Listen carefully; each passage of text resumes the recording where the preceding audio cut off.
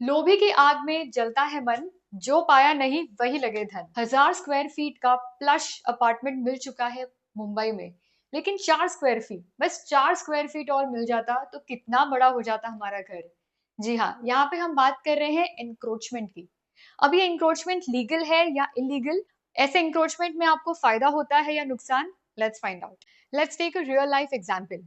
यहाँ पे एक मैप दिया गया है एक फ्लैट का, जिसमें 3 बेडरूम्स है, लिविंग रूम है, बाथरूम है, किचन है। अब यहाँ पे आपको दिख रहा होगा एक डक्ट एरिया, जो कि व्हाइट कलर में मेंशन्ड है। ये मोस्टली हर बिल्डिंग में होता है और एक रीजन से कंस्ट्रक्शन के टाइम पे बिल्डर ने ये डक्ट एरिया को बनाया होता है। कई बार जो डक्ट एरियाज है उसके अंदर से निकलती है बिल्डिंग की पाइपलाइन। अब आप एक फ्लैट ओनर होने के नाते हमेशा ये सोचते हो कि इस डक्ट एरिया को कोई यूज नहीं कर रहा है, ये ऐसे ही पड़ा है, तो क्यों ना ये हम हमारे फ्लैट में इंक्लूड कर ले, जिसकी वजह से आपका जो फ्लैट है उसका एरिया बढ़ जाएगा। अब ये जो डक्ट एरिया है इसे एनक्रोचमेंट माना जाता है कि नहीं? Let's find out. Let's take another example. अब यहाँ पे एक बाथरूम है, बाथरूम के बाहर एक पाइपलाइन जा रही है और पाइपलाइन के आगे थोड़ा स्पेस है। तो फ्लैट ओनर क्या सोचता है कि इस बाहर की स्पेस को हम अपने बाथरूम के अंदर ले ले, तो यहाँ पे आप एक परमानेंट स्ट्रक्चर बना देते हो। कई लोग यहाँ पे ग्रिल लगा देते हैं, कई लोग तो इस पूरे स्पेस को कवर कर देते हैं। इससे क्या होता है कि जब भी कोई भी सोसाइटी में पाइपलाइन की प्रॉब्लम होती है, इस डक्ट एरिया की वजह से पाइपलाइन को ठीक किया जाता है। तो अगर आपने ऐसे पाइपलाइन के एरिया को पूरा एनक्लोज करके कवर कर दिया है, तो रिपेयर वर्क में प्रॉब्लम हो सकती है। इसीलिए इस डक्ट एरियाज को कवर करना एक हजार्डस सिचुएशन हो जाता है किसी भी बिल्डिंग के लिए। और कई बार क्या होता है कि डक्ट्स को कवर करने से जो पाइपलाइन है वो आप छुपा देते हो, या कोई इलेक्ट्रिसिटी की लाइन है वो आप छुपा देते हो। जो नेबर्स होते हैं उनकी जो वेंटिलेशन एयर है वो बंद हो जाती है, जिसकी वजह से सोसाइटी के मेंबर्स को प्रॉब्लम होती है।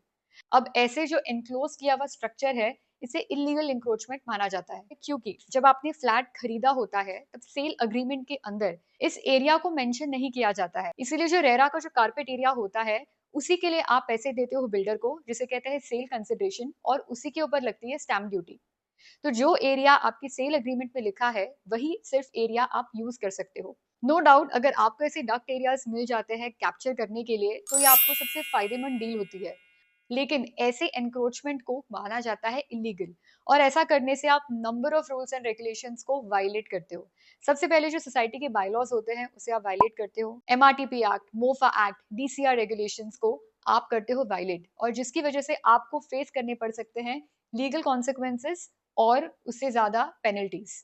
सबसे पहले तो सोसाइटी आपको भेजेगी नोटिस, ताकि आप वो जो इलीगल स्ट्रक्चर है उसे आप तोड़ के वापस नॉर्मलाइज कर लो। बीएमसी आपको नोटिस सेंड कर सकती है कि जो भी इलीगल स्ट्रक्चर आपने खड़ा किया है उसे तोड़ दिया जाए, नहीं तो लगेगी पेनल्टीज और फाइन। सिविल केस शुरू हो सकता है आपके अगेंस्ट, या महाराष्ट्र कोऑपरेटिव कोर्ट के अंदर भी आपके अगेंस्ट कंप्लेन फाइल की जा सकती है। और तो और इससे भी ज्यादा क्रिमिनल एक्शन भी लिया जा सकता है अगर ये सिचुएशन किसी भी सोसाइटी मेंबर के लिए हजार्डस हो जाती है या लाइफ थ्रेटनिंग हो जाती है। एंक्रोचमेंट एरियाज कौन कौन से हो गए? सबसे पहले जो डक्ट एरियाज है, शाफ्ट्स है, सर्विस एरियाज है, common lobbies, corridors, common spaces, open spaces, refuge areas, इन सारी जगहों को आप एनक्रोच नहीं कर सकते हो। लेकिन मैं आपको निराश नहीं करूंगी, अगर आपने ऐसा स्ट्रक्चर खड़ा किया है, इस प्रॉब्लम का एक सोल्यूशन है आपके पास, रेगुलराइजेशन, और ये होता है बीएमसी के under. So this was it for today. If you like this video, do like, share and subscribe to our channel Studio Legal. And thank you for watching till the end. We will see you in the next one.